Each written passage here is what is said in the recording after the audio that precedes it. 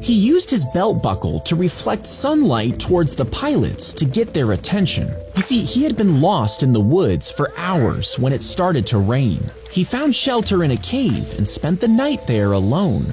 The next morning, he heard helicopters flying above him. He was finally able to get their attention. The helicopter landed, the door swung open, and out stepped Harrison Ford.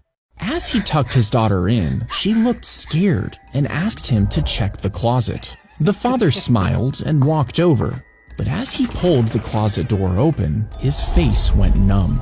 It was his daughter. She was crying, trembling. He completely froze in horror before snapping his head back to the bed. It was empty. He was panicked for a moment, but he shook it off. It must have just been his imagination. He calmed his daughter, tucked her in for real this time, and left the room. The dark room settled for a moment, but then the closet door slowly creaked open. They set up a baby monitor to keep an eye on their daughter because recently they had noticed open drawers and crooked window blinds, things that made them uneasy.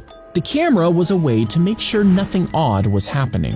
Hours later, in the middle of the night, the monitor crackled awake, instantly jolting her from sleep. She glanced at the screen and saw her husband standing over the crib, cradling their baby. She felt relieved until she realized her husband was lying right next to her. Panic surged as she grabbed a baseball bat and bolted into the nursery. She turned on the light and her husband spun around, startled, clutching their baby. If this was her husband, then who was in her bed?